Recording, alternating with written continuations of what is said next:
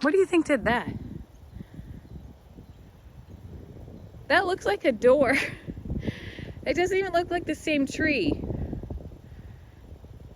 You see that, right?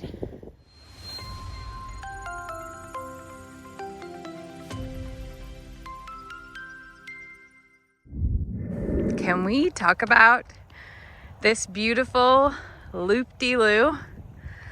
I know there was a snafu over there, but I have a tool coming that will get every bit of those rocks out of there, and it's not Jamie bending over to pick them all up.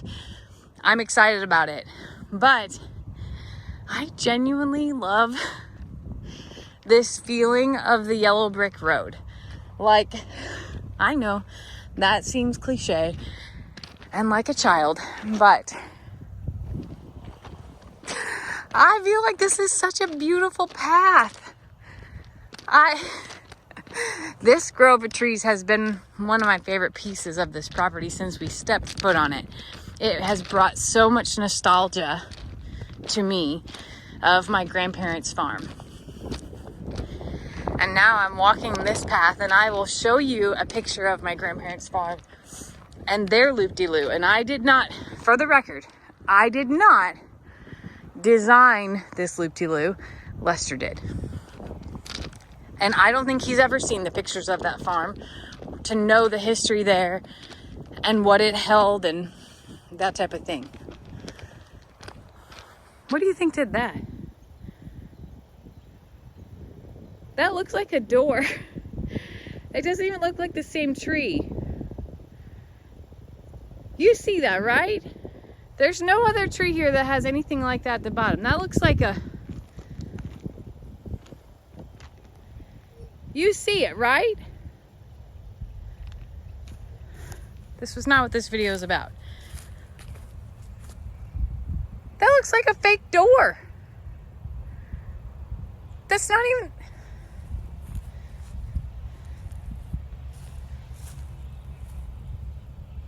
Like a fairy door, like a gnome door, like something else lives in that. And then what is this cut?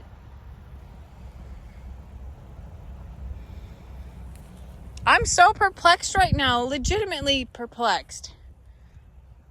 I've never seen that here at all. This is a massive tree. I don't know what kind. It's not pecan.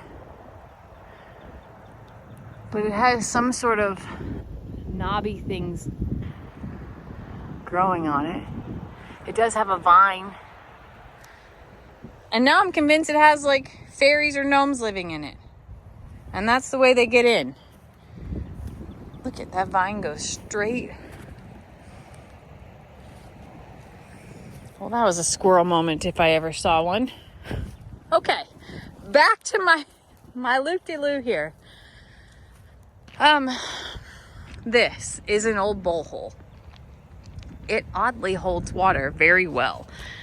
I want to turn this into a koi pond or a small fountain pond like area.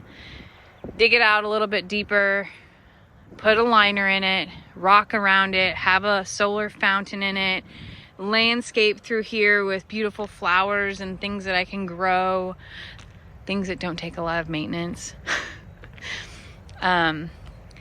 Somebody helped Daniel Arms, I think it was like Aquascapes or something like that, or the pond guy. I don't remember. I have to figure out who it was.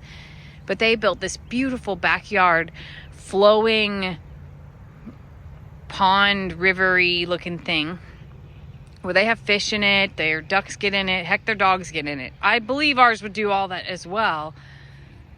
But I just think that this is like, it's already here. It's already a hole. Why would we waste time filling that in? Let's make ourselves a natural swimming pool, if you will, but it's not for us. More to come on this, but I would envision that it'll become just a little bit bigger. Like, I'll walk it with you. So I want to keep the same distance from here to here and kind of bring it out to right about here where I'm standing. So it'll sort of form a almost like a triangle, but it'll still have rounded edges. That's what I envisioned for this. But you could even make it fancy and have a little kidney here, and this could be where the water falls back down. So they make little garden pumps that you put in there that pump the water, make it fall down. That serves as an aeration. You could even use a filter if you wanted to. I don't think we need to go that extreme, because once you get fish and the right plants in there, it'll be beautiful. This is probably one of my next projects after I get my garden in at home. I have one of the 4 sections ready or done and planted. But I'm going to probably recruit my mother to help me on this one.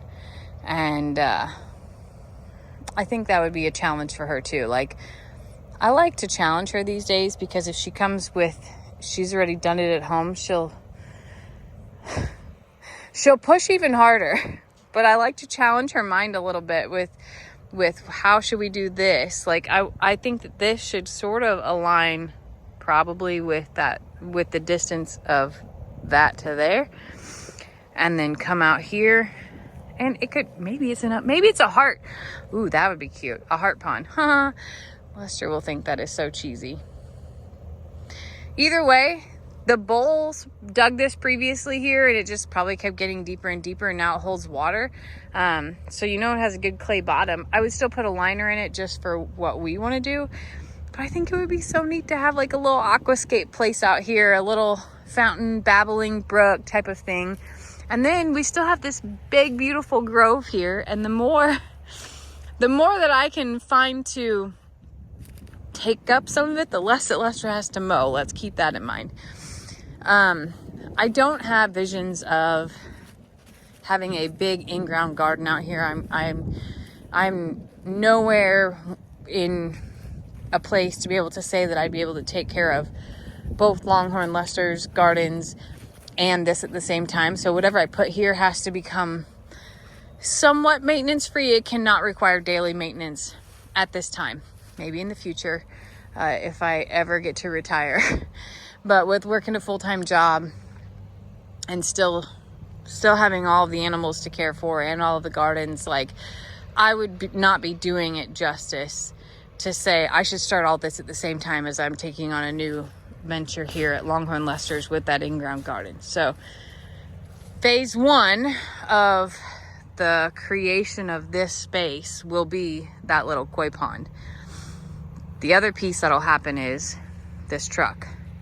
So this truck I have plans for. I'm not 100% on them yet, but I'm excited that Uriel knows how to weld, because the very first step is going to be to bring that bed back to life to its original place, which is going to require wood and metal. And I am not the metal girl. I saw that Lester learned a little bit of it the other day, so that's good news as well. But I'm excited to take that as part of this next piece as well, before it gets too hot. So that's the other thing, is like, right now is the beginning of March. It's a beautiful time to be alive, obviously, but also a beautiful time for projects, because it's not too hot, it's not too cold. Pretty soon, we'll just say June-ish, it becomes pretty miserable to be able to work during the middle of the day. You have to come out and get mornings and evenings, and basically what I'm saying is your outside time is limited because it gets scorching hot, and the animals don't want to do anything in the middle of the day, and neither do you. So I tend to wake up early during those times, get my projects done first thing in the morning, go inside, work all day, then come back outside after about 4 o'clock in the afternoon. If I'm doing all that, there's no way that I can do that at 2 properties. So this has to get done. Look at that. What is doing that? That looks like a cut, like an abrasion, and it's a tree. And it goes in really far. Poor tree. So that's kind of what's going on out here at the JL Ranch, but I will... Oh, look! Hi, babies! How are you? I'm gonna go over and say hello to my little friends. This is still one of the most special gifts that Lester has ever done for me, and now to unknowingly create me a loop-de-loo.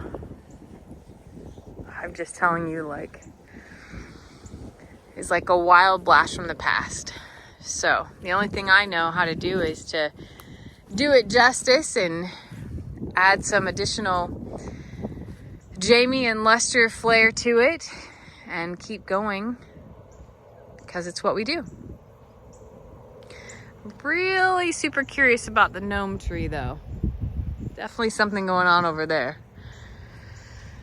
Okay, look at this tree as well. One more thing. I'm looking at all the trees. This one has a scar, like it had something wrapped around it, like it was pieced back together. Weird. So weird. All right, I'm rambling.